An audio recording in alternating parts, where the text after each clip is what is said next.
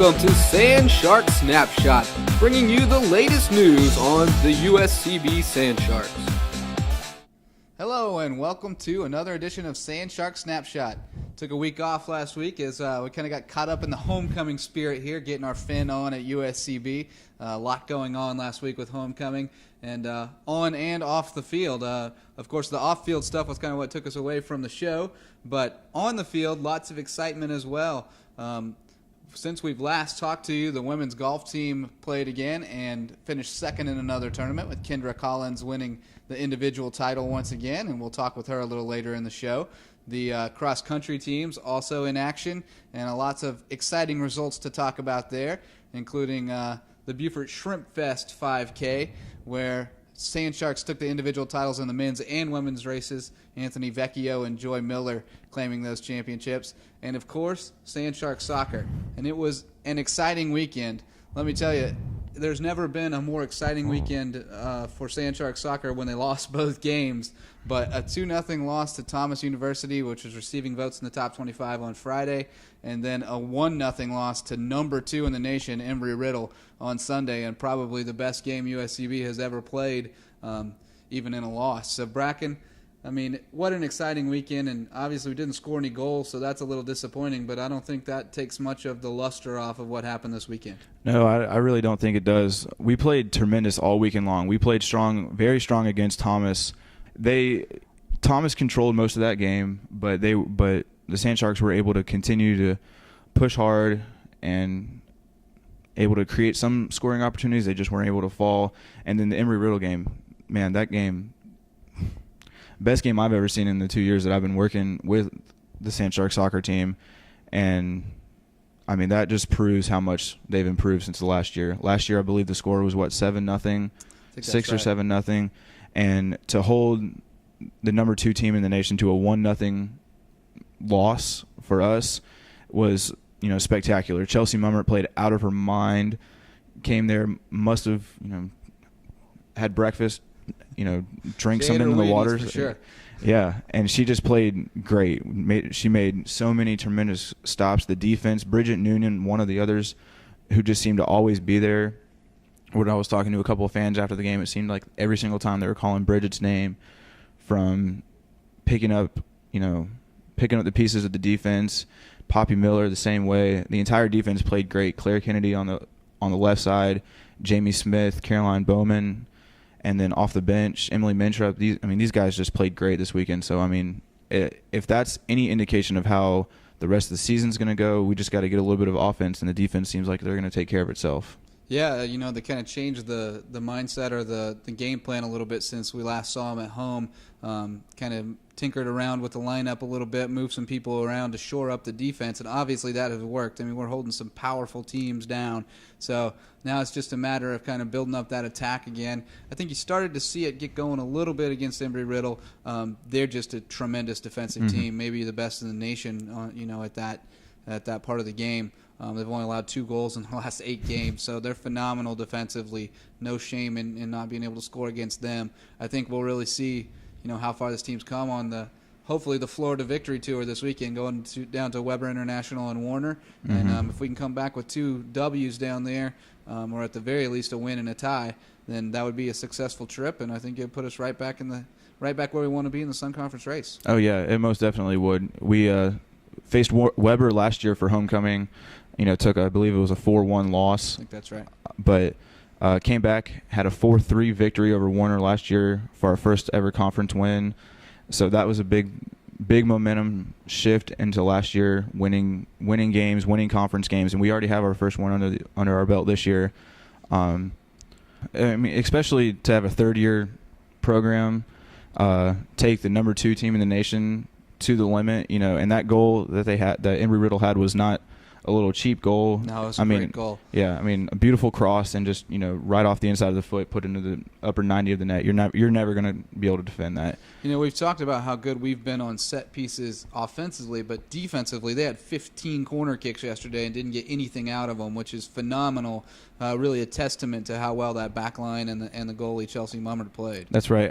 We talked about it earlier on in one of the earlier episodes, but we have 5 or 6 girls now who are all listed over 5'10", And I think that's a huge part about it because corner kicks, like you said, 15, Brittany Lawrence, Megan Benoist, Alexa Muffley, Claire Kennedy, all of them right there in the box, Poppy Miller, all up there in the box to knock out those corner kicks.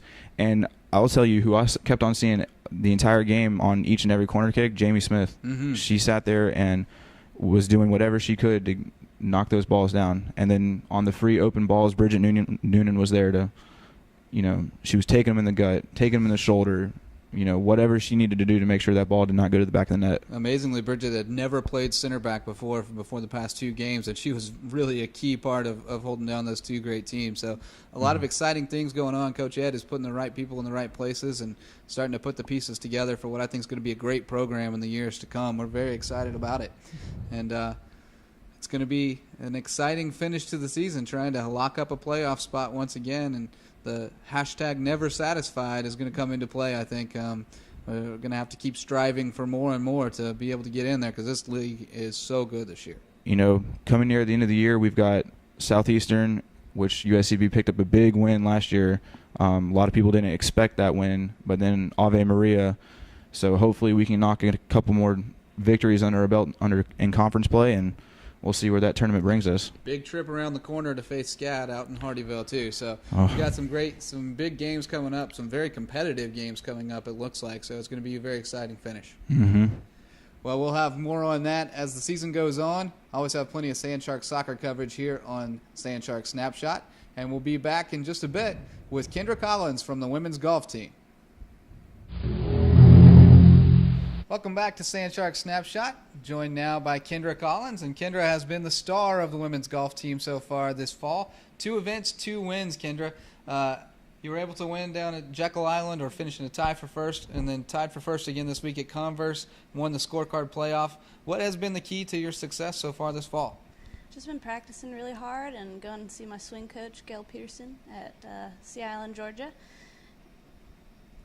Well, the first win was down there at Jekyll Island, of course. The second one up in Spartanburg at Carolina Country Club. On the course, what has been, the key to a big turnaround from last year to really play better this year? Well, it's definitely my mental game's a lot better than last year.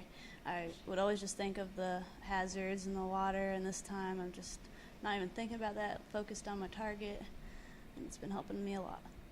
Well, you guys do have a new coach. I know it was a little bit of a difficult situation with the timing. She came in a little bit late, just a couple weeks before the first event. But obviously with 2 second-place finishes as a team and you on top of the leaderboard both times, things are going very well. What has been the key to that transition as Alexis Bennett took over this season? Oh, she's been great. She's been helping us with short game, putting with me, chipping, everything. I know she really put a lot of emphasis on, kind of scrambling, getting out of trouble, course management, that kind of thing. Has that been helpful as you, especially as you're in the hunt down the stretch in the tournament? Oh, definitely. She was with me on the last couple holes, helping me out. I was in trouble, and we took like 10 minutes on one shot just to figure out where I should go. Good thing nobody put you on the clock, right? Oh, definitely. 18 fairways is the place to take 10 minutes if you're going to do it. They won't get any trouble there. The team's done really well, despite the fact that you have a couple of young players who really haven't played too many events. What is the team dynamic with this group? Just practicing hard. Hopefully at 4 and 5 just start getting better, and I think we'll start winning tournaments. Seems like you guys are having a lot of fun out there, too. Oh, definitely. Well, just a couple of more events this fall. We look forward to seeing you how you do this weekend at Charleston Southern's tournament, the Wendy's Invitational up in Charleston, and then I think one more before the fall season wraps up. So we'll keep tabs on you and catch up with you a little bit later in the season, and look forward to continuing your great senior season here at USCB. All right, thank you. Well, thanks for joining us, Kendra. Thanks. And we'll be right back with more on Sand Shark Snapshot.